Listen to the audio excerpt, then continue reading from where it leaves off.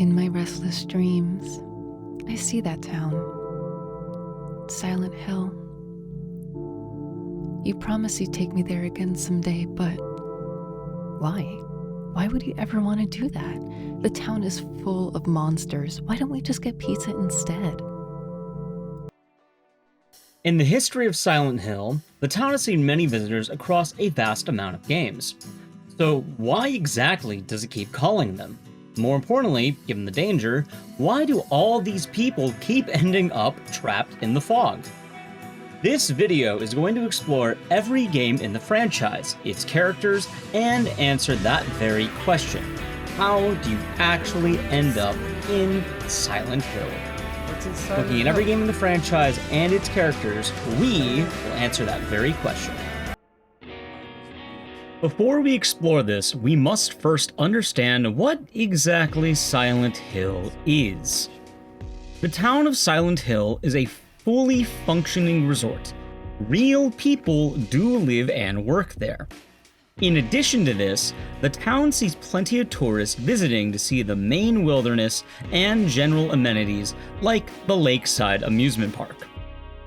What most people think of when they hear Silent Hill is that spooky town where your inner demons await you. Believe it or not, this assumption isn't that common, and even in the events as recent as Downpour, you still have people working and living in Silent Hill. As a concept, this is a bit tougher to explore, but we can consider the otherworld and overworld portions with all the monsters to be its own realm. People within can interact with other people in the regular town, but the regular town isn't normally just full of monsters. The circumstances of the town heavily depend on which game we are talking about. Depending on the events per game, the rules of Silent Hill and its realms behave a bit differently, since the series has a variety of influences affecting the events of each game, the town itself, and even the town surrounding it.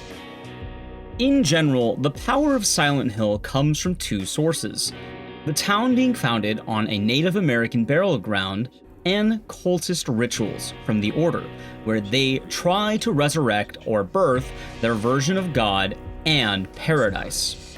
Think of the town kind of like a battery. While the town conjures its own special energy source, the Order has the exceptional ability to use this battery for their purposes.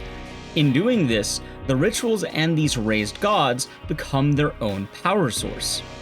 Knowing this distinction between the sources of power, we can tell where the actual dangers of Silent Hill originate from.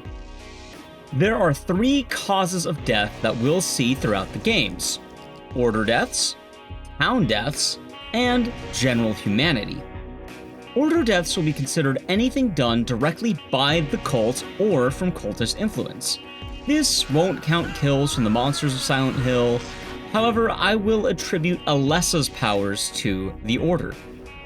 Her ability to summon monsters, though, is a direct reflection of her innate fears of the town and the cult and people around her, hence why this ability has no direct connection to the cult, but instead to the town itself.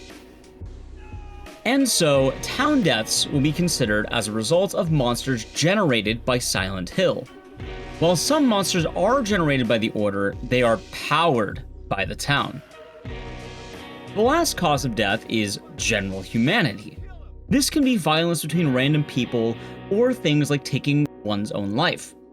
I know people will try and blame these on the town, however, these are things that, in the context of the games, likely would have happened without any influence from the previous two causes. For the purposes of this video, I will be going over the main series in chronological order since the events of Origins predates Silent Hill 1. As well, I will briefly gloss over some of the side games since those get a bit more confusing in connection to the main lore. Not only will we be going over the motives to the characters, we will also be analyzing their fates. This will focus on the personal goals of each character and why they are in the town. At the beginning of each section, we'll go over the general cast of each game, including major and minor characters in the town during the game's events. We'll be using this to explain how this relates to you, yes, you, watching this, and how you may or may not end up in Silent Hill based on all the ideas in this video. If you think you'll end up in Silent Hill at this point, feel free to post why in the comments below. By the end of the video, we can see how likely it is you'll actually end up there. Silent Hill Origins is the first official game in the Silent Hill timeline, as it shows how the events of Silent Hill 1 are instigated. Our first character and protagonist that we meet is the truck driver, Travis Grady. Our side characters are town residents Alessa, Dahlia Gillespie, Michael Kaufman, and Lisa Garland, although we will have others mentioned later. Travis is actually not called to Silent Hill. His entire motivation for ending up in this town is to specifically save time on truckin'. He has a delivery to Brams, a neighboring town, and wants to cut down the travel time of his trip by going through the town of Silent Hill. As a kid, Travis would sneak away to Silent Hill. This visit was to see his mentally ill mother, who tried to kill her devil son. As if events couldn't be more grim, Travis's father would unfortunately commit suicide in a hotel room after picking him up. One could argue this is a motivation for his findings in the town, however, it is not the ignition behind the starting events of this game. Travis, while driving, is haunted by events from his past and suddenly ends up seeing an astral projection of a young girl in the road. This ghostly presence leads him to a burning building where he saves the life of the same girl, Alessa. Entering Silent Hill, Travis will frequently pass out and end up around town. It's a habit of his. In his journey, he ends up in the hospital while checking up on Alessa. While here, he runs into Lisa Garland and Michael Kaufman, who are dismissive, but lead Travis to his next location, Sanitarium, where he meets Dahlia Gillespie and comes to terms with his mother's violent actions against him. As Travis continues to explore the town, he encounters more visions of his past about his dead father and a violent figure known as the Butcher. In addition to all of this, he encounters general monsters produced by Alessa. Eventually, he's led to complete a pyramid-shaped tool known as the Florus, a device that imprisons the monsters plaguing the town. With this device in his control, he destroys the demons summoned through the Order, stopping the monsters entirely and resulting in the split of Alessa's soul, creating two beings. With the demonic entity finally defeated, he heads onward to Brams after leaving town and finding his truck. Silent Hill Origins is frequently criticized for messing up the main lore of the franchise, misconstruing several facts within Silent Hill 1 onward. Luckily for us, this will be the only one that is pretty unclear on why everything happens in the games, mainly 1 and 2, since the therapy town angle really isn't explored until 2 onward, as a result of Silent Hill 1. So, let's take a look at Travis. He's not solely plagued by the town due to his own trauma. Many of the demons he fights are manifestations created by Alessa as a result of her fears, the most obvious being Caliban, the theater boss who was a character in a play that frightened her. The game also features some unexpected qualities about Travis. One of the game's heavy themes is that Travis is violent to women as a result of his mother's actions against him. The game shows female victims in the photos in the motel, and these same photos will show up again in his truck. He also has frequent problems with women according to the beginning of the game. Adding on to that, the Butcher and Travis's motives stem from the bad ending, which happens when Travis kills too many enemies. While this isn't exactly canon, elements of this do show up even in the good ending, leading to the Butcher's symbolism, Travis's pent-up anger and his inner fears about himself, what he might become, likely being a combination of both endings. Then, the town plaguing Travis would likely be due to a combination of his trauma from childhood and violent actions, since the game heavily implies that he drives around and quite literally murders women. Going over our other characters, we don't have to dive as deep as we did for Travis. Alessa is the daughter of Dahlia Gillespie. She was a child born with special powers.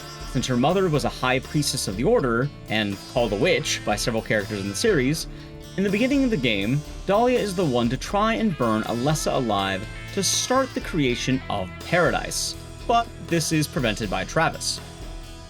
Alessa directs Travis around town and, at that point, infests the town with the game's monsters.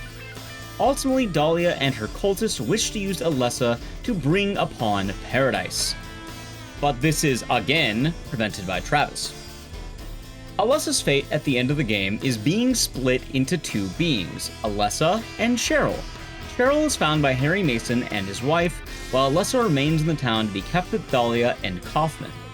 As for Kaufman and Lisa, Kaufman is a doctor in the town of Silent Hill, heavily working with the Order in distributing a hallucinogenic drug known as PTV for them to give to tourists.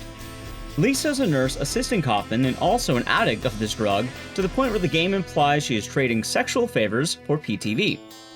Personally, I think Origins is the worst in the franchise, but this covers all of this game. In total, our survivors are quite literally everyone aside from some unnamed cultists. The game likely combines details of both endings since Travis has the killer photos, but he also ends up in Silent Hill Homecoming later, meaning he can't be trapped in the town. Origins features little to no actual death in the game, since it is a prequel to explain how we got to the point of Silent Hill 1, even if its rushed development ended up leaving more questions than answers. This is the first actual game that matters. Silent Hill 1 is the first to launch in the franchise, and the rules of the story are not quite set in stone yet. For a protagonist this time we have Harry Mason, world's greatest dad.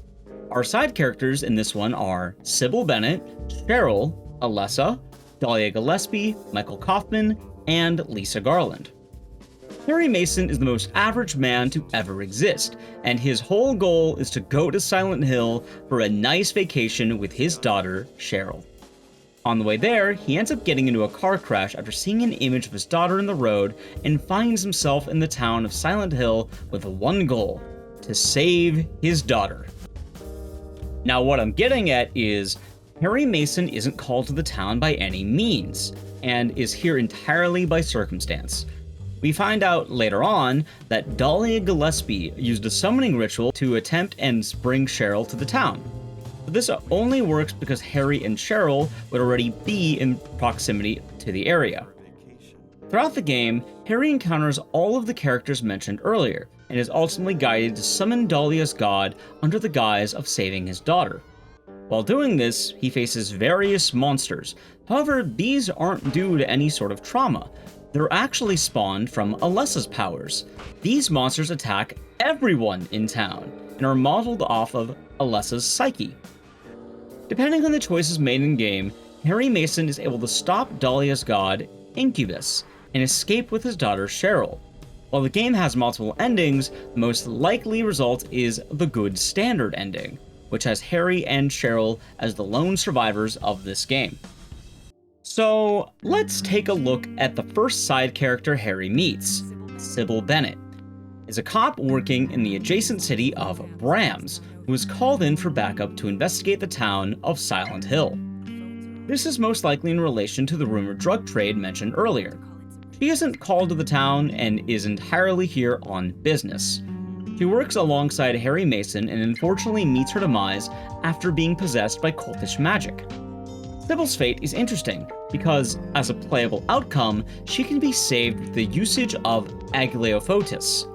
The downside is, her death at the hands of Harry Mason is likely canon, as she is considered to be missing in later entries of the franchise. Kaufman, Dahlia, Alessa, and Lisa all make a return to this game from Origins, and more or less have the same goals. Dahlia once again wants to summon her god and keeps Alessa alive to reunite the two halves of Cheryl and Alessa. She causes Harry's car crash and deceives him to successfully bring her god to Silent Hill. Ironically enough, she is immediately murdered by this god.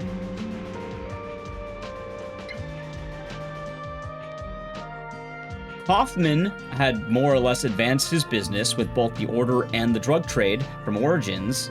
This time around, he started preparing his own stash of Aglaophotis as insurance against Dahlia.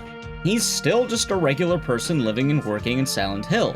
He has shown significant growth by assisting Harry at the end of the game by helping defeat God. although he is killed by Lisa in an act of revenge.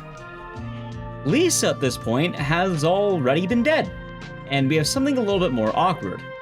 From Origins till this game, Lisa had worked with Kaufman and was a personal nurse set to take care of Alessa. Prior to the events of Silent Hill, Alessa had managed to kill just about everyone in the hospital. This is why the hospital is filled with doctors and nurses, except they are now monstrous manifestations. Lisa, while more resistant, ultimately succumbed to this and would later kill Kaufman by keeping him in the otherworld as it falls apart. In total, our survivors in this game are Harry and Cheryl. While Sybil could be saved, everyone else involved in the events of the game succumbed to the events of the town, including all of the side characters and plenty of unnamed doctors and nurses. Now, this is where most people get their idea of Silent Hill, and where a lot of influence for every single Western game comes from. The town at this point has been a power vacuum as a result of Harry Mason murdering Dahlia's god. It's said that the old gods had started returning to the town of Silent Hill, and much of the hauntings are still ever present, likely from the original power source from the Native American lands and less from Order shenanigans. For our characters, we have a much smaller roster of James, Angela, Eddie, and Laura.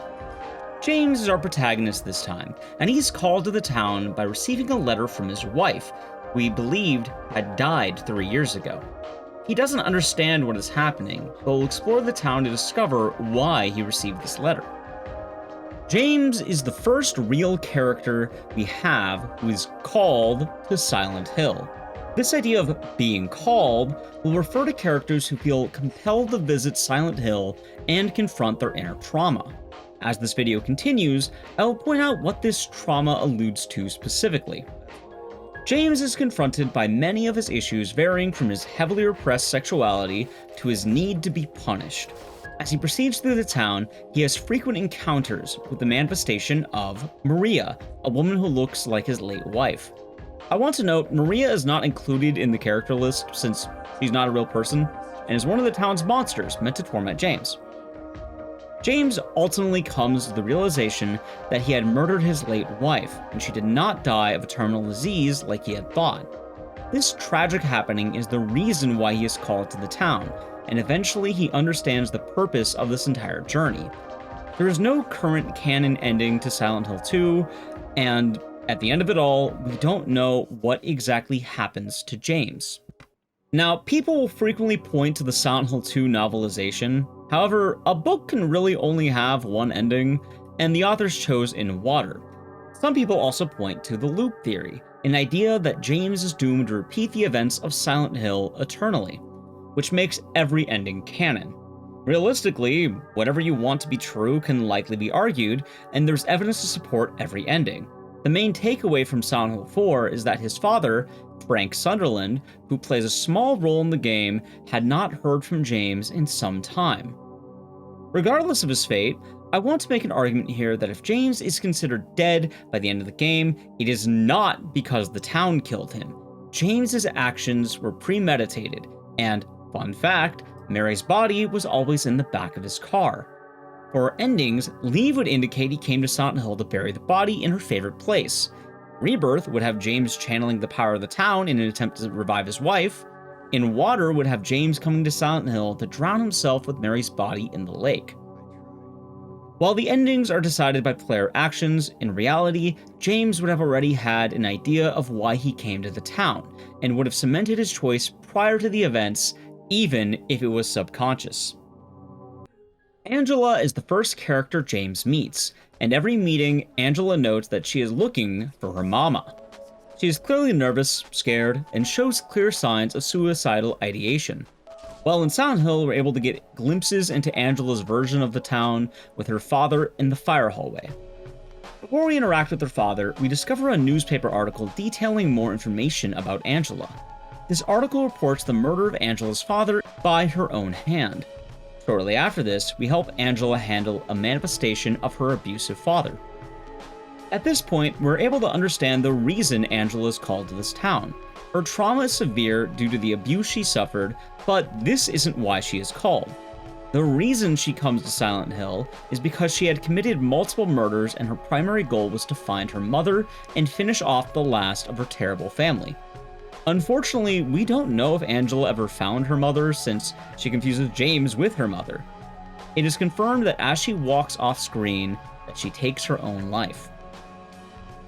I don't believe this is the town killing her, and it's tragically a result of Angela's awful situation.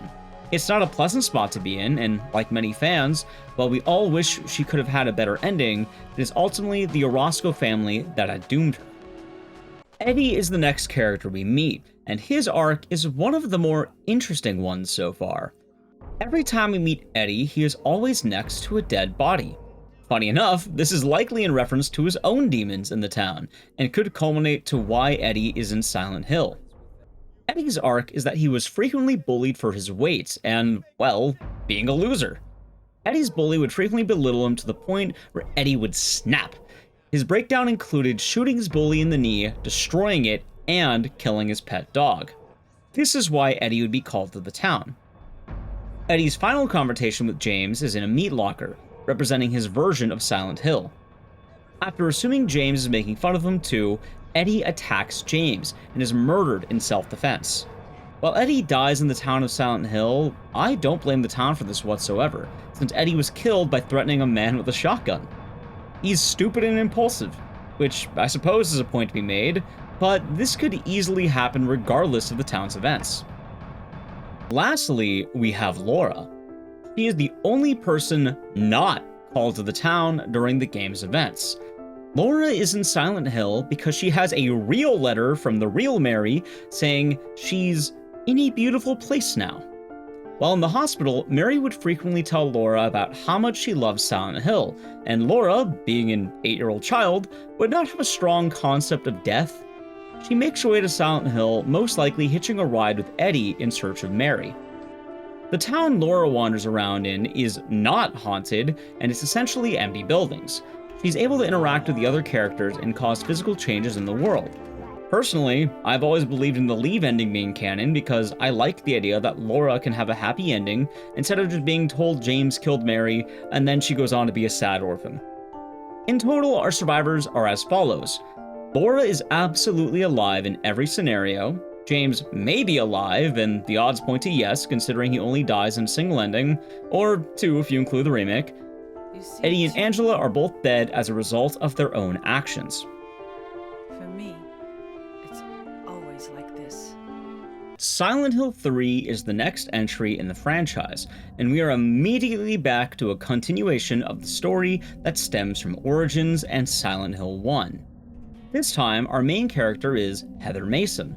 Our side characters are going to be Harry Mason, Vincent Smith, Claudia Wolf, Douglas Cartland, and Leonard Wolf. Heather, funny enough, does not start at all in Silent Hill. At this point, Harry Mason and Heather Mason have been on the run from the Order after Harry saw signs of attempted kidnappings. They would end up in Portland, Maine, where the story begins. As a brief note, Silent Hill Otherworld happenings are occurring at this point due to Heather's very existence because of her true identity being Cheryl. Alessa and Cheryl are conduits for Order power and inherently break the rules of the town. So Alessa was the whole reason the town was infested with general monsters that affect every citizen Origins and 1 regardless of trauma. I'm making this note now to simply say Heather isn't quite called the Silent Hill like any of the characters in 2 and wouldn't quite follow the same rules of trauma that they would. Heather is discovered by Douglas, a detective hired by Claudia to try and find Heather. As Heather tries to escape Douglas, she encounters Claudia, who tries to convince Heather to join her.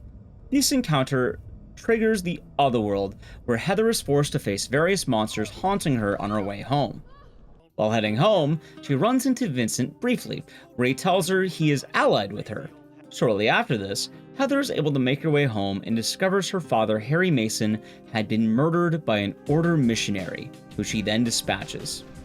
One of the odder facts of Silent Hill 3 is the game is rather vague on who exactly some of the monsters are. The missionary is apparently a member of the Order and has some degree of humanity. As per usual, it's hard to say if this was a human being or a monster. but at a minimum we can chalk this down to being a cultist. Heather at this point makes it her mission to get revenge for her father, and teams up with Douglas to go to Silent Hill and find Claudia. Vincent directs her to the hospital to find a man named Leonard Wolf, Claudia's father, to obtain a seal that will help kill the god that lies within her and stop Claudia's plan to resurrect the Order God. While here, Heather kills Leonard to obtain the seal of Metatron. Leonard is straight up Claudia's father, but the weird thing is we see him as a monster. Whether or not he's actually a monster is uncertain. However, he's 100% Claudia's father, meaning Heather had killed a human being here, or at least a former one. Vincent once again directs Heather to find Claudia at a chapel by the amusement park, where Heather confronts her other half, Alessa, and comes to understand herself more. All of this builds up to the game's climax, where Vincent is stabbed by Claudia for his betrayal. Heather uses her father's gift of Egliofotis that was inside her necklace to purge God from her body. After, Claudia then eats God in an attempt to give birth while immediately dying in the process. Heather proceeds to kill God directly after this and moves onward to live her life. Don't you think blondes have more fun? Now to start, our easiest characters, Harry Mason, Leonard Wolf, and the Missionary are directly murdered in the game's events. Harry was on the run for years and only wanted to protect Heather to the point where he changed her name and dyed her hair to prevent cultists from finding her. He was killed by the Order Missionary. I want to make a large distinction that the town of Silent Hill is not the Order. The Order is a cult that operates beyond the town and is trying to summon their own versions of God. If we remember earlier, Silent Hill's direct power comes from the Native American burial ground the town was founded on, and the source would be in relation to those powers, not a cult trying to use it. Considering we find the real Leonard in the game as a monster, I'm willing to believe that either Heather is indeed seeing cultists as monsters, or the cult has managed to distort their members to look like these monsters in order to deceive Heather. Either way, these were indeed real people, and their actions are the results of the Order specifically. In addition to Harry's death, Heather murders the Missionary and Leonard in her pursuit of revenge. Now, Douglas himself isn't a bad man in the story. While I didn't mention him much earlier, his whole plot is that he was just hired to find Heather and had no idea why.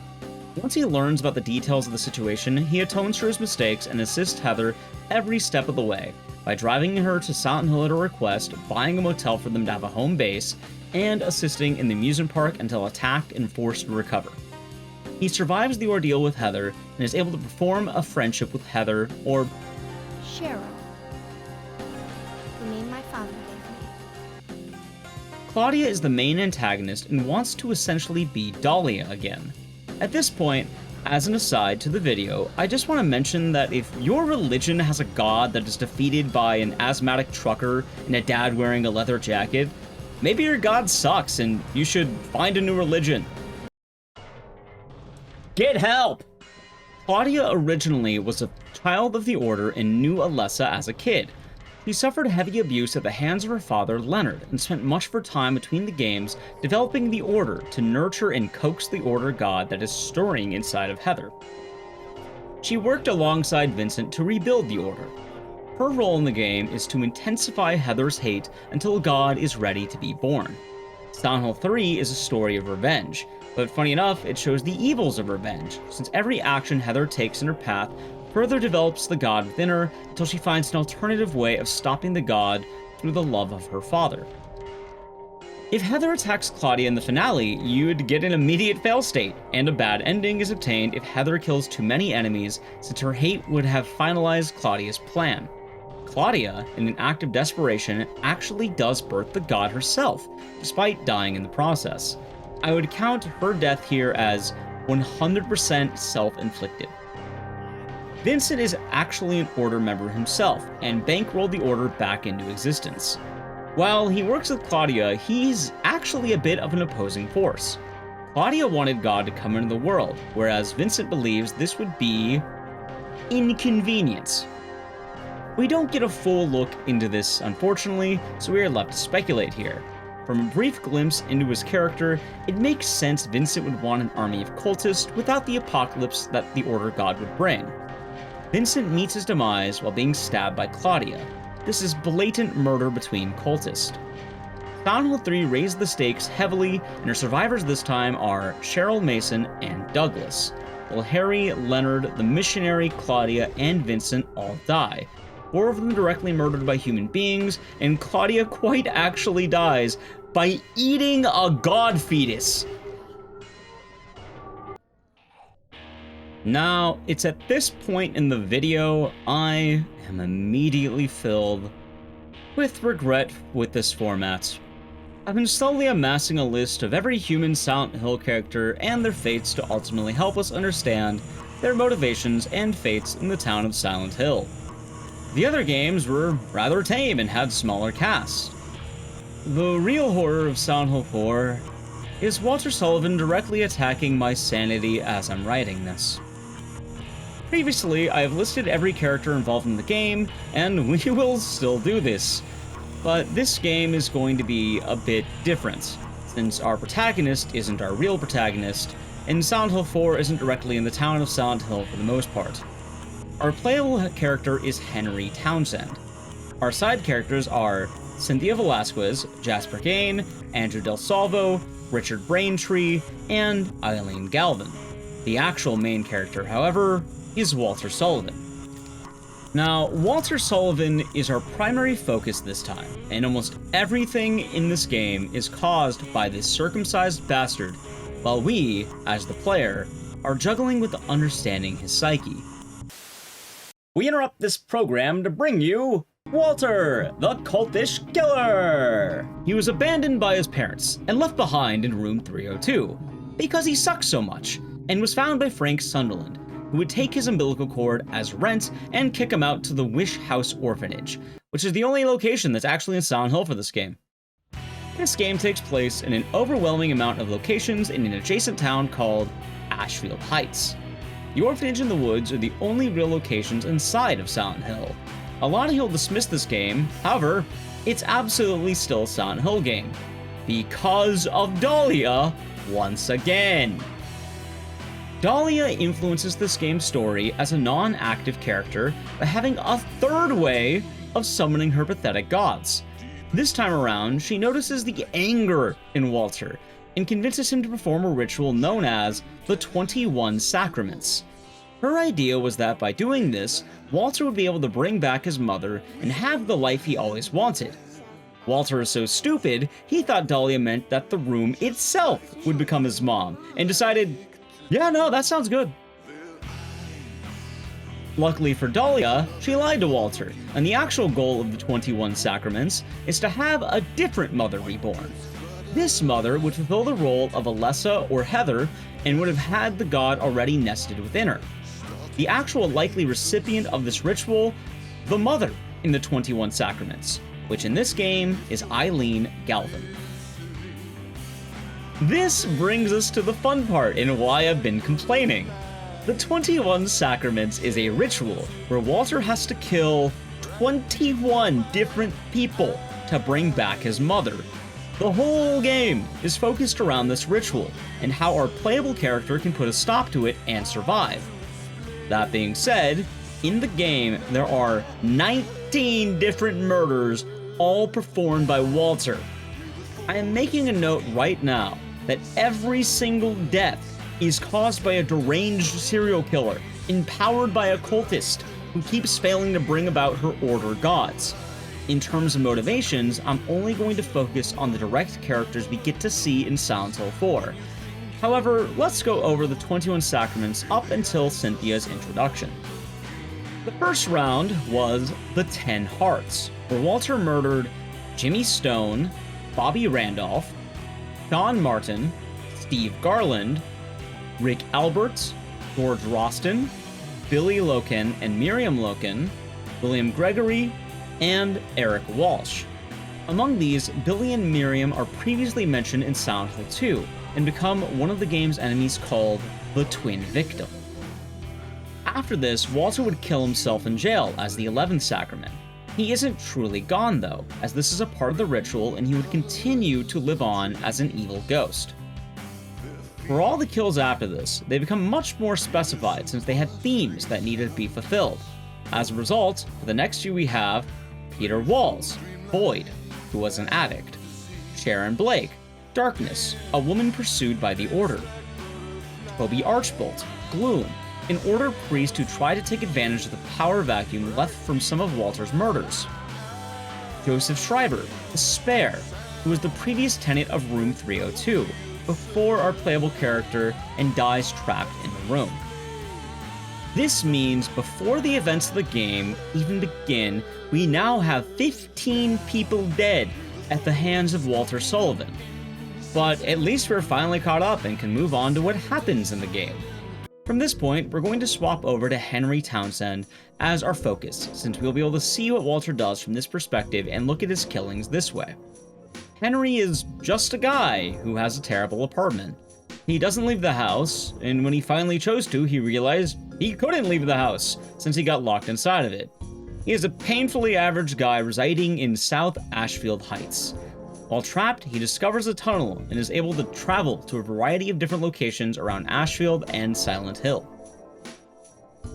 The first of our locations is the subway station, where Henry meets Cynthia, who believes she is dreaming and requests Henry's help to escape the dream in exchange for a special favor. But Cynthia quickly meets with a grisly end here by the hands of Walter, and Henry finds her with 16 out of 21 carved into her flesh. Cynthia's role to Walter is based on temptation, and she's chosen as a result of an encounter he had with her in the past at the subway. Her friends would make fun of him for being attracted to her, and while she would show sympathy, she ultimately too would criticize his interest in her becoming the icon of temptation for Walter. As Henry continues crawling through holes, he meets Jasper Gain in the woods around Silent Hill. With Jasper's friends, Bobby and Sean, they were all interested in Order happenings. Jasper would frequently mention the Red Devil, and exclaims that he had found this Red Devil when Walter burns him alive as number 17, the Source. Henry then ends up in an area known as the Water Prison? This is just some random tower apparently around Toluca Lake, where the Order would take and punish bad orphans. Andrew Del Salvo is the next character we meet here, who represents watchfulness. He was a guard in this building and would frequently abuse the orphans, including Walter Sullivan. Andrew drowns by the hands of Walter and becomes 18 out of 21. In the building world, we find the last of our victims, Richard Braintree, Chaos. Richard is known as eccentric and was familiar with what happened with Joseph, the previous tenant of 302, and is fearful of Walter. Walter proceeds to find him and electrocute him, making this 19 of 21. At this point, this is where the major story actually begins in relation to Henry. Sacraments 20 and 21 are Eileen Galvin, the Mother Reborn, and Henry Townsend, Wisdom. Eileen is chosen as the mother because she is the only person to ever treat Walter nicely by giving him a gift, her doll, that Walter would keep until he gives it to Henry. Eileen is the intended mother of the 21 sacraments and is the whole purpose behind this ritual in an attempt to birth the new god. Henry is chosen as the final victim because he is the current resident of 302 and is ruining Walter's perceived mother. If Walter is able to sacrifice these two, he will have completed his ritual and be reunited with his mother. Henry and Eileen make their way back through every single location once again, further advancing through the nightmare, through newly available doors, and avoiding the game's monsters. Many of the monsters are generated directly from the powers of Walter and his victims. With each area Henry advances through, he learns more about Walter and how to stop him, leading up to Joseph's ghost telling Henry and Eileen what they must do. This all culminates in Henry finding that umbilical cord from earlier and returning it to Walter's dead body, which has been sealed in room 302 prior to the game's events. During the final encounter, Henry is able to stop Walter's ritual and save himself and Eileen. Unfortunately for Henry though, the housing market is in shambles, and he will have to continue living in his terrible apartment because of conveniently low rent. The good ending is most likely canon here, since we never hear about the new gods born from the ritual, Although it should be noted that even if Walter succeeds, he ends up ruining the ritual anyway, since he massacres Eileen and Henry beyond recognition. Normally, if you want a mother reborn, she should probably be, reborn. From Silent Hill 4, we have a massive amount of deaths. 18 confirmed deaths at the hands of a serial killer, 1 suicide, and later an exorcism on Walter Sullivan. While Eileen and Henry can die in all cases, this is purely the hand of Order influence. Now, it's at this point we are further entering the Western games. While Origins was a prequel, we are going to mostly be seeing new entries into the franchise. Before that, I just wanted to quickly address what Shattered Memories is. Shattered Memories is a reinvention of Silent Hill 1, and we will actually be seeing another visit to Silent Hill 1 with a remake due to come out probably after Townfall. As a game, it wasn't supposed to be a Silent Hill game, and instead another project entirely. However, Konami fully greenlit the project as a Silent Hill 1 reinvention. The game ended up being tuned from a psychological horror Wii game into more or less the same idea, but now Silent Hill 1. As it relates to Silent Hill, it really doesn't in a meaningful sense. It's a what-if scenario merely asking, what if Harry Mason died in the car crash and Dahlia was still a terrible mother? All the encounters in the town are in the head of Cheryl, as she seeks therapy to deal with her abandonment issues and terrible mother. It's much more a personal story, and the only meaningful death would be Harry Mason, who died in a car accident. If we do include the scenario, Harry Mason died in a car crash, not due to a spooky town. Silent Hill Homecoming is the first of our major new entries that is an entirely new Silent Hill story. Except when you realize this game is much more a combination of every other game prior to it, and seems more like an attempt to franchise the series. This time, our protagonist is Alex Shepard, Army veteran and famed foreskin enthusiast, while our side characters are going to be Elle Holloway, Judge Holloway, James Wheeler, Adam Shepard, Curtis Ackers, Martin Fitch, Sam Bartlett, and Lillian Shepard. Alex's journey begins with him having terrible nightmares about a movie that came out in 2006, and wakes up to find himself in a car with a man who notably hates women, as they are heading to Alex's home in Shepherd's Glen, a small town nearby Silent Hill. Shepherd's Glen was a town that was founded by 4 major families: the Shepherds, the Bartletts, the Fitches, and the Holloways. These families were originally tied to the Order and didn't want to be, so they made a deal that they would sacrifice a child every 50 years to keep their city safe from marketable monsters. Homecoming begins because apparently someone messed this up. Now that we understand that, upon coming home, Alex realizes that everyone is missing but his mother, who lets him know that his brother has gone missing. Alex proceeds to pawn off the free gun that he found, and encounters a bunch of monsters that are apparently just attacking everyone. He runs into his old friend Ellie and trades his father's revolver to Curtis for a new gun. Alex now continues to run around the town, finding a bunch of weapons and interacting with parents of the major families. With each encounter, he learns that the parent had sacrificed their child, and the child had now become a monster, slaughtering their parents in revenge, and in turn, having Alex kill these monstrous manifestations. After the first of these murders, Alex wakes up in jail, where Wheeler asks to see what he knows. Wheeler is able to deduce that he is not crazy, and yes, monsters are just running all over the place. It's going around that time of year and all. Alex is finally able to return home after finding a key to his house in a random tunnel. Here, he discovers that he was chosen by his father for something definitely unrelated to all the child murders, and decides to learn more. The Order, opposed to learning, break in to stop this, and kidnap Alex's mom, while also beating Alex. At this point, Alex, Wheeler, and Ellie, for some reason, elect to go to Silent Hill. While there, they quite literally bring up Sybil from the first game for some reason. During this boat ride, they somehow get ambushed by rowboats and kidnap everyone but Alex, because he conveniently falls off the boat, passes out, and is able to breathe underwater. Alex wanders into Silent Hill and ends up at the prison, where he frees Wheeler as they fight the various monsters and Order soldiers along the way. Alex eventually finds his mother strapped to an Order death machine? Like, how the hell did they even make this thing, and why? She dies either by Alex's hand or the machine just tears her apart. Either way, they end up in an otherworld version of this prison. While here, Alex tries to save Judge Holloway and gets betrayed, having to fight a monster that actually debuted before the Human Centipede and is an original Silent Hill OC Do Not Steal. Wheeler once again vanishes, Alex takes out the monster, and he continues to a church. In the church, Alex learns about what really happened from his father and that he wasn't actually a soldier at all, but instead became institutionalized after he killed his brother. His father is slaughtered in front of him, and Alex tries to disguise himself as an Order soldier, only to immediately suck at it and get kidnapped for 7 minutes of lore dumping.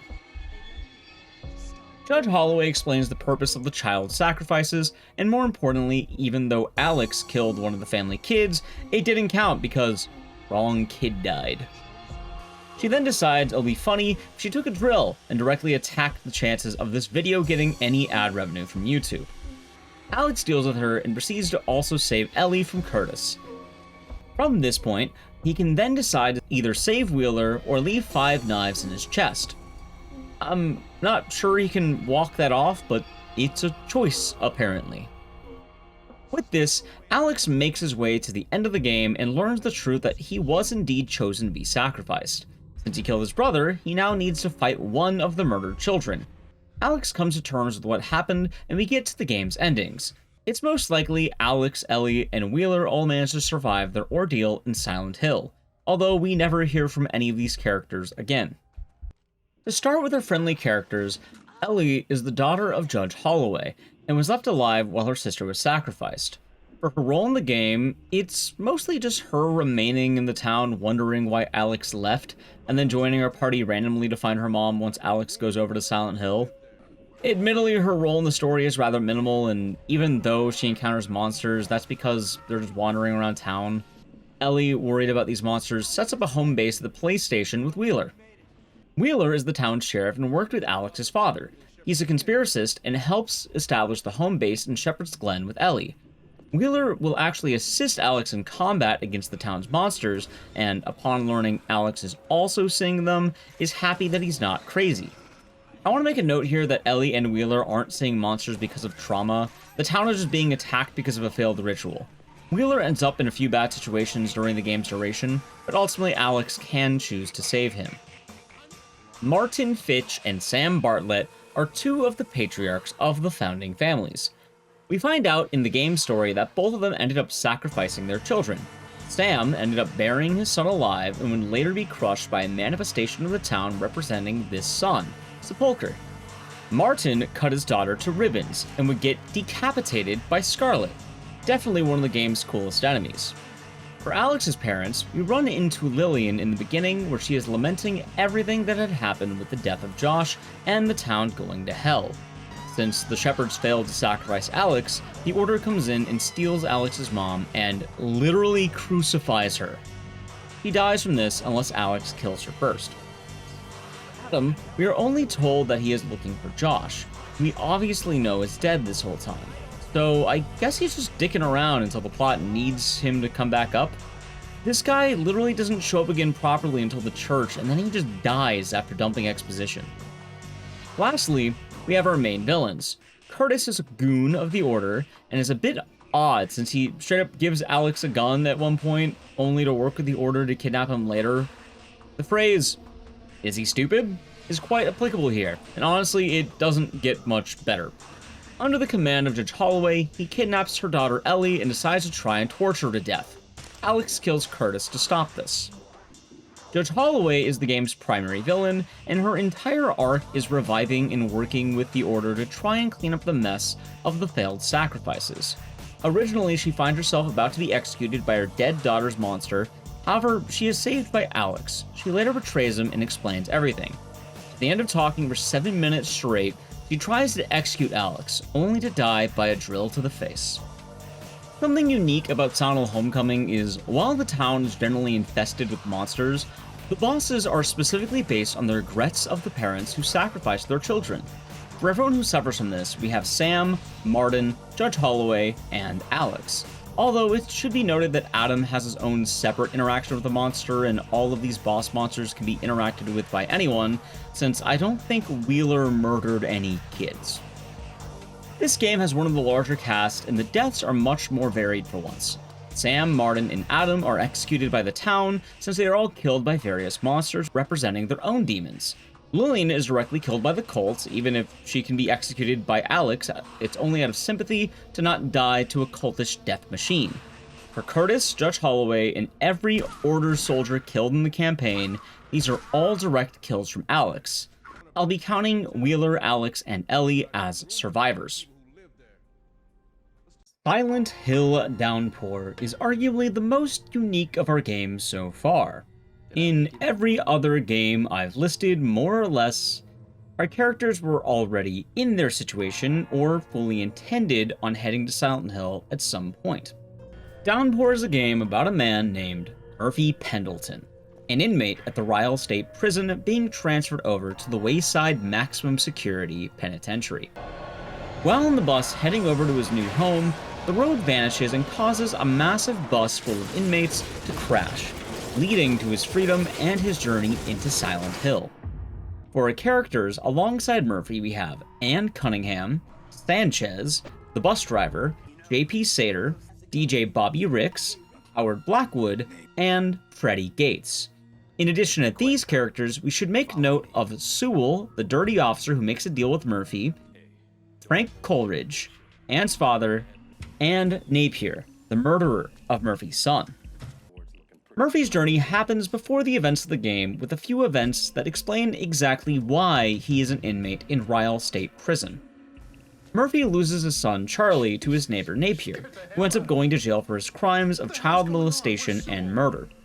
Driven by revenge, Murphy plots to get locked up in the same prison by stealing a police cruiser so he can meet up with Napier and enact his revenge.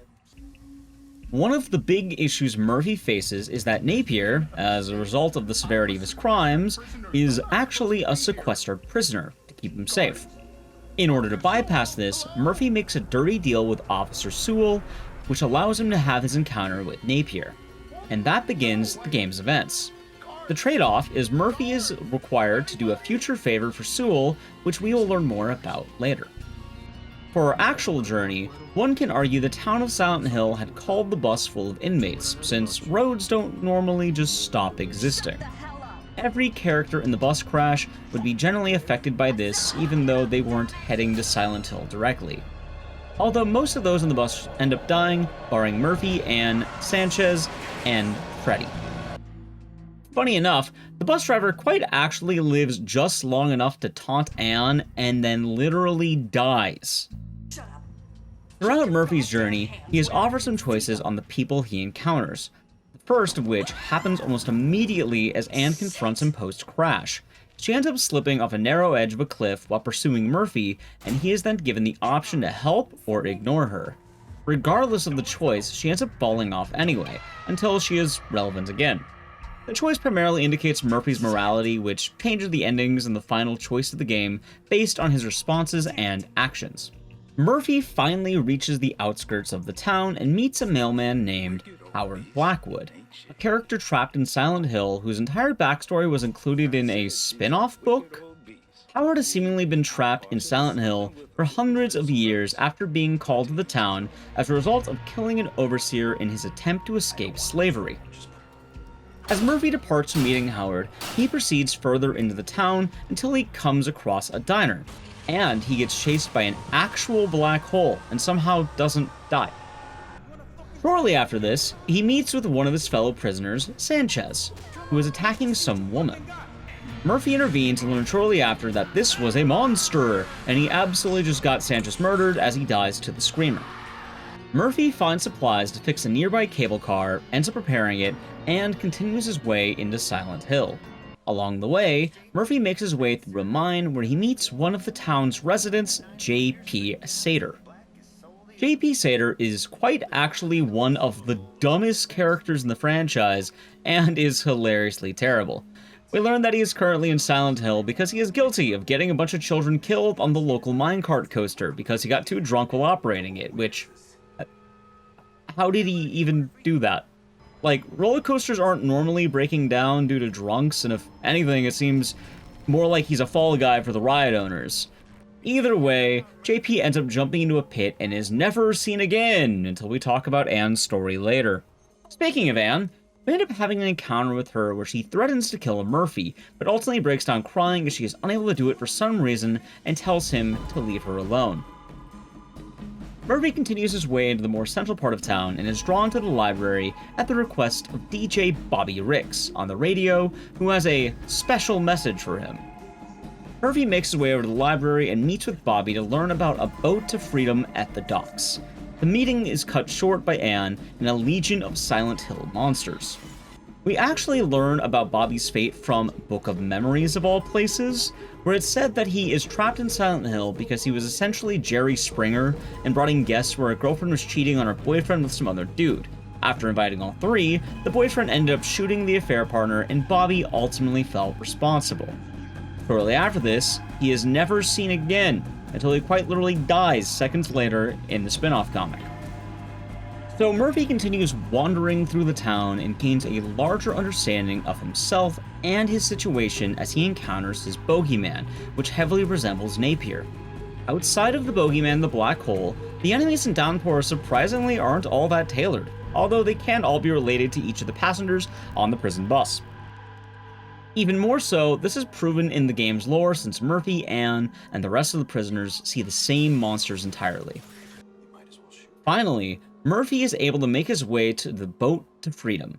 However, he is stopped by Anne, who decides to shoot Murphy. This is actually stopped by the power of the town where lightning hits the boat instead and transports both of them to the prison. Murphy battles his way through the prison monsters and finally confronts his past as both the town and Anne explain what brings these two together. During a riot, Murphy was obligated to repay the favor to Sewell that was previously promised.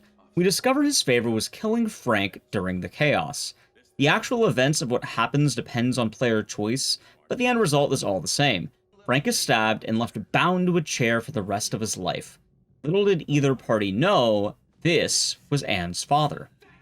Anne, horrified by the state her father was left in, enacted her revenge plot and was using the events of Downpour to get her own revenge before the accident in the start had occurred.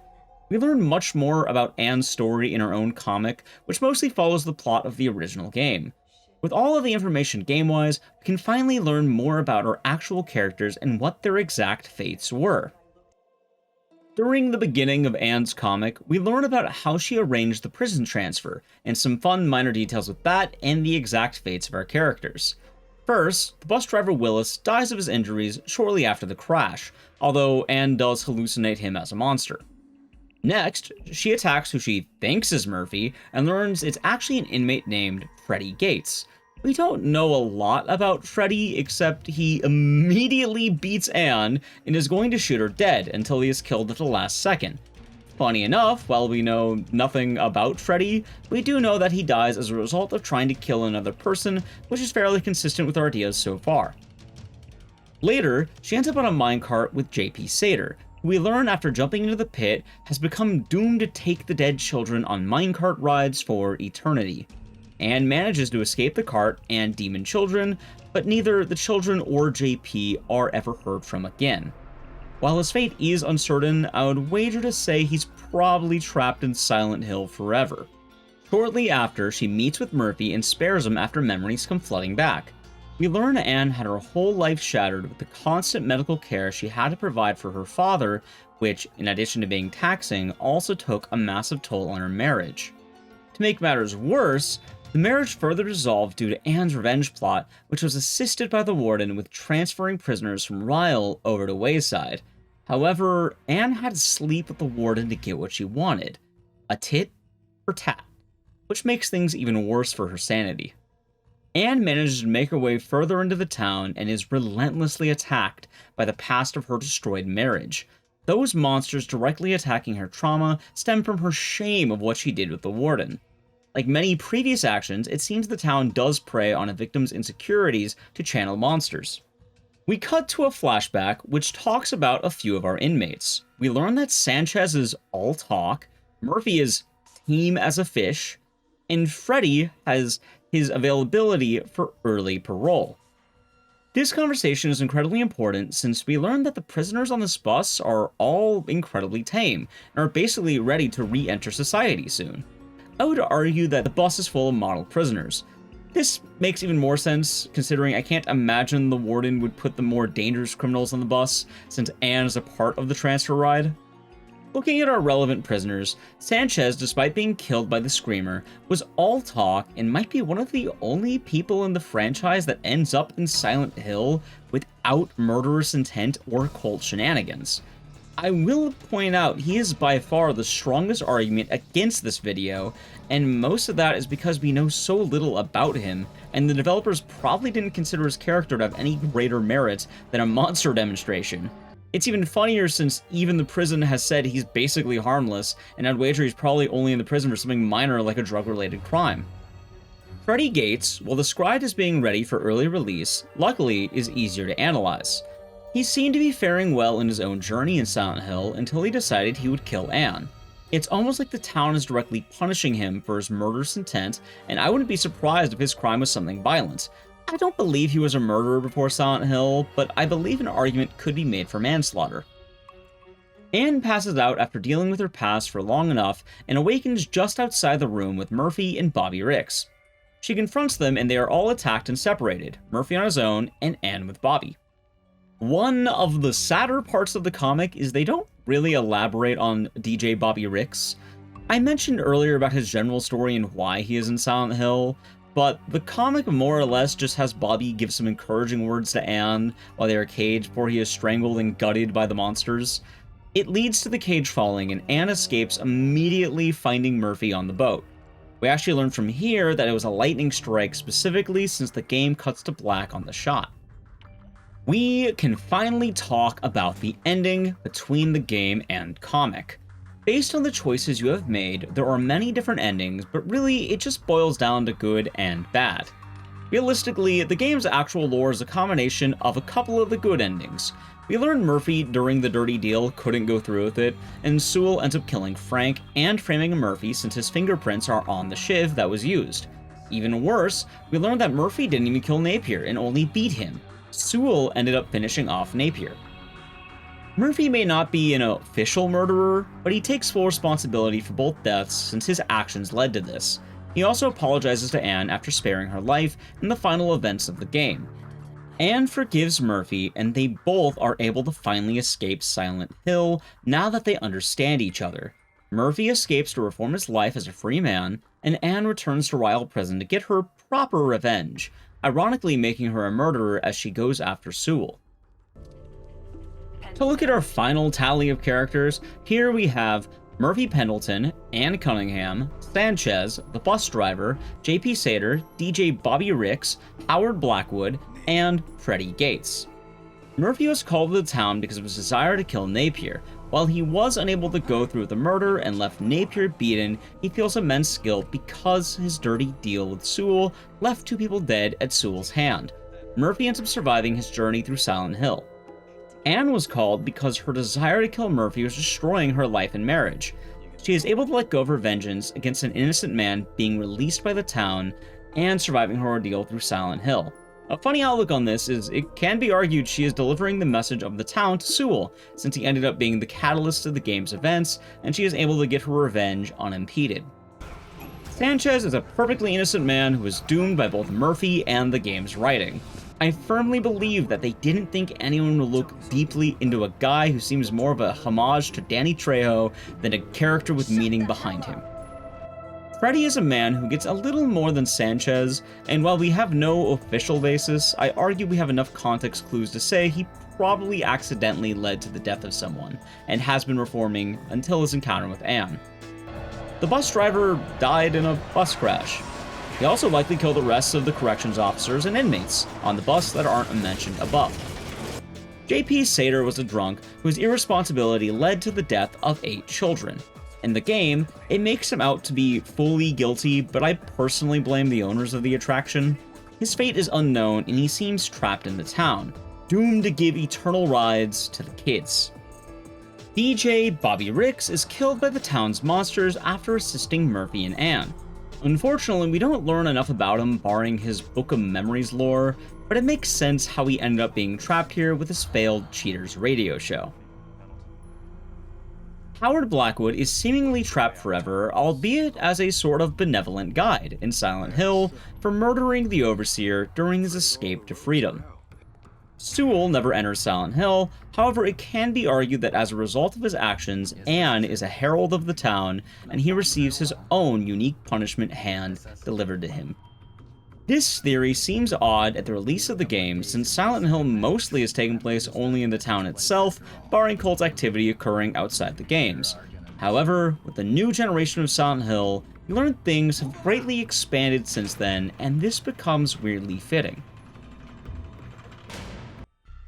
Silent Hill would remain dormant for about 10 years, doomed to endless patch-a-slot memes and being the butt of most jokes. Unexpectedly, all of that would change as we entered a new era of Silent Hill, bringing forth several new games and creating new direction in our beloved Fog Town franchise. This time, the rules aren't quite clear, because we are in the middle of the releases and what is planned isn't entirely certain just yet. However, at the time of this video, we have seen the release of 2 new Silent Hill titles, with F coming out soon after this video releases. Silent Hill: The Short Message is a free game released for the PS5, and is the more important of our 2 new games, since it paints the direction the franchise has now taken. Our cast this time introduces Anita, Amelie, and Maya. There is a catch, however, since Anita is the only character that is immediately relevant to Silent Hill. People will say early that this game doesn't take place in Silent Hill, and they'd be right. The game actually takes place in Germany, and is in an abandoned apartment building that has similar traits to the Japanese suicide forest, where people come here to die. This all relates to Silent Hill due to something called the Silent Hill effect, a newly named phenomenon that extends the power of Silent Hill to specific locations outside the titular town. We haven't dove too deep into this idea yet, but the game attributes this due to COVID hysteria, although Silent Hill 2 does mention the notion of this much earlier in the franchise.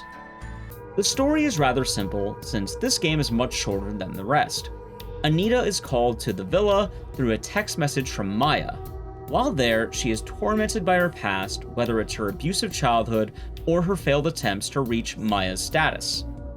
Anita attempts to jump off the roof only to awaken to another loop inside the apartments. She ends up looping until she is saved by her friend Amelie, who reaches out to her offering to rekindle their friendship. During the game's events, we learn that Anita is trapped within this loop and called to the villa because of her previous actions towards Amelie and Maya. She's experienced her own personal Silent Hill because while Maya was being picked on at school, Anita would hide a note intended for Amelie that would likely have helped Maya's mental significantly. As a result, Anita feels responsible for Maya eventually taking her own life, and she is being tormented as a result of her part leading to Maya's suicide. Our only real analysis for a character in this game affected by the town of Silent Hill is Anita. Before the game's events, Maya committed suicide as a result of being bullied by her schoolmates, and Amelie is entirely unaffected by the location. Anita is trapped in a series of loops and would likely remain stuck in the loop until she chose life for herself. Every time she jumped off the building, she would question why she wouldn't be dead, and it likely would have continued if Amelie had not intervened. In reality, I wouldn't blame the town for her death, since her story would be quite similar to James's. As stated earlier in his In Water ending, his decision was heavily premeditated. I would also argue that Anita traveling to a spot famous for girls committing suicide is a strong indicator she was intending to do this before the Silent Hill effect started. This is one of the only games in the franchise that has a 0 death toll during the game's events, oddly enough. although we do get a strong showcase of Anita's trauma directly being displayed, meaning this would be a town game. Now we enter the bad ones. I am not going to be summarizing a 9-month ordeal of Silent Hill Ascension episodes, and quite frankly, you don't want that. If you do want that, I recommend Tango Mushi's video, which talks heavily about the story, or one of my own speedrun marathons where we watch it all together. Ascension takes place in Hope's Junction, Pennsylvania, and Stillidalen, Norway. Both areas were affected by tragedy, and both are able to access each other in their version of the Otherworld. Both towns see monsters showing up as a result of these tragedies, those being a steel mill explosion and a mass shooting respectively. The towns are tormented as a result of these murders, explaining our Silent Hill effects. We also have several cults spring up trying to prevent the monsters from attacking, with several of them failing repeatedly and making things worse. The one primarily focused on during the game's events is called the Foundation, who are trying to stop something called the Withering, which is this version of the Otherworld. Ascension has one official timeline, which was decided by viewers, and for our major characters we have the Norwegian family surviving, while the Pennsylvania family only had the mother and daughter surviving. For character motives, they are all related to their cities' respective tragedies and feel guilt for their part in it. Some of the characters are also children and just exist. Ascension is considered a blemish on the franchise, but it's fun to know that it's oddly consistent with the rest of the games in terms of how the town has been working with both cult and town ideas. It should also be mentioned that all the deaths are based on monster kills. A lot of people barely remember the Diablo clone Silent Hill, and understandably so, since it was locked to the PlayStation Vita and was considered the low point until Ascension. Story-wise, you get custom characters that embody high school stereotypes. There are shockingly 0 deaths in this game, and the entire story is based on the cultish book, The Book of Memories. One of the only important facts of this game is that there is a DLC note that explains DJ Bobby Ricks' story more in depth, as we mentioned earlier. By using the Book of Memories, you can change reality at the cost of someone else having the opposite effect. The in-game choices were based on the karma system, which would span from blood to light. Overall, most of the wishes were trivial, such as, I wish I had a promotion, I wish she would date me, and other wishes such as that. The only thing close to death is choice-based and is the protagonist's sister possibly committing suicide because she was involved in an affair with a police officer, which actually has nothing to do with this, since the book's events with him are after this already happened. It's also worth noting the whole game takes place in dreams, although they are residents of the town, since Howard Blackwood is delivering the book to the protagonist personally. This whole game can be considered a cult game. Our last game is a game you may not have ever seen, Silent Hill the Arcade. It's a rail shooter and more of a greatest hits situation. The fun news is that this is also a game that has 0 deaths within it, assuming we're following the best ending. For our usual motivations, this is a cult game instead of a town game, considering our characters Eric, Tina, Bill, Jesse, Ryan, and George are all here to investigate cult rumors. The story follows a reference to Silent Hill 2, a boat called the Little Baroness, which was a ship that was lost out onto Luga Lake. It is worth noting that the catalyst for the Little Baroness being lost is a mother killing her own daughter on board the ship because she was a sick child, which all happens before the game's events. Overall, there isn't much story impact within this game, and it's a collection of Silent Hill enemies and a cult-based story. Even the bare minimum has stayed consistent with what I have argued so far.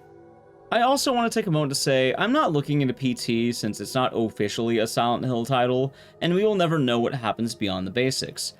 Even if we did, it's easy to see someone had been drowned in a bathtub and would likely fall in line with our usual motive. We have taken a look at every Silent Hill at this point, and we can answer the long-awaited question: how do you actually end up in Silent Hill? Looking at most of our cases, people who ended up in Silent Hill either lived in Silent Hill originally, were visiting, passing through, accidentally ended up there, or were called to the town. From our characters in the game, most of them end up in the town by circumstance or naturally live there already. In fact, Silent Hill 2 and the short message are the only real ones that call people directly. For our characters and their reasons interacting with the horrors of the town, this is a fairly even split between guilt over murder and cult relation. For cult-related events, we quite literally have everyone listed in this video except James, Angela, Eddie, Laura, Murphy, Anne, Sanchez, the bus driver, JP, Bobby Ricks, Freddie Gates, and Anita. As funny as it sounds, despite the franchise's popularity of being called to Silent Hill, it's only really apparent in a few games. Ironically, what people assume with monsters attacking people based on their trauma, this is the more interesting side, since we have Travis, James, Eddie, Angela, Murphy, Anne, JP, Bobby Ricks, Freddie Gates, Anita, Heather, Walter, Alex, Judge Holloway, Adam Shepard, Fitch, Bartlett, Howard, and the Ascension cast.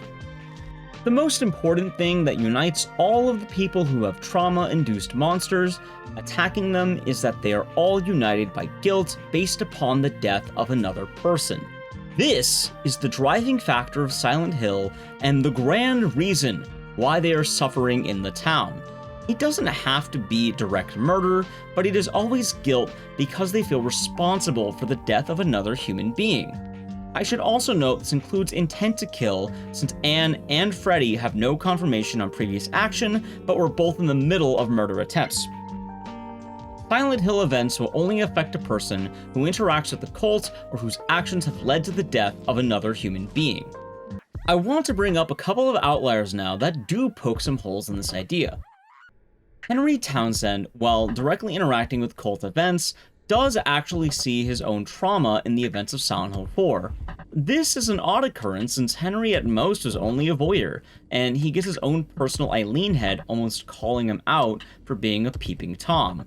While yes, cult activity had been occurring, this heavily implies to be specific to Henry, which is odd considering he has been much less guilty than other characters who have traumatic delusions. Sanchez is the most unique character in all of Silent Hill, and the only other character to break the rules. We don't know nearly enough about his backstory except that he is in jail and he's harmless according to the corrections officers. While we can make assumptions, there is zero concrete evidence he had done anything worth being tortured by the town. Yet, he is forced to deal with the Screamer and killed because of Murphy's interference. Looking at our cast of characters, we end up with this grand total of fates. Our survivors are Travis, Harry at first, Cheryl, James, Laura, Cheryl again, Douglas, Henry, Eileen, Alex, Ellie, Wheeler, Murphy, Anne, Anita, everyone in Book of Memories, everyone in Silent Hill Arcade, the Norwegian family, and Rachel with her kid in Ascension. Cult deaths are comprised of Origins cultists from Demon Sacrifice, doctors and nurses in Alchemilla from the Alessa bomb, Lisa from the Alessa bomb, Dahlia by summoning the Order, god Incubus, older Harry by a cult assassin, Vincent stabbed by Claudia, Claudia after eating God, Missionary murdered by Heather in revenge, Leonard murdered by Heather in self-defense, the 19 of 21 sacraments for the cult ritual, Judge Holloway murdered by Alex in self-defense, Curtis murdered by Alex in self-defense, and Lillian Shepard executed due to a cult torture machine.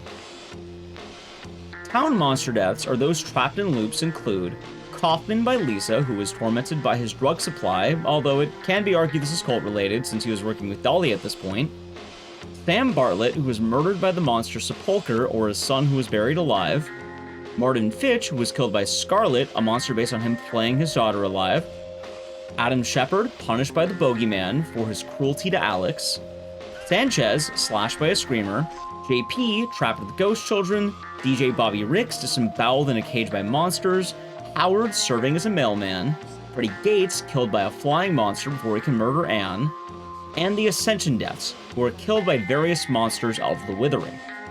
For our general deaths, we include Eddie, who is murdered by James, Angela committing suicide, Shannon, the Book of Memory's sister, with a possible suicide, the bus driver crashing with the inmates, and Sewell, who is murdered by Anne.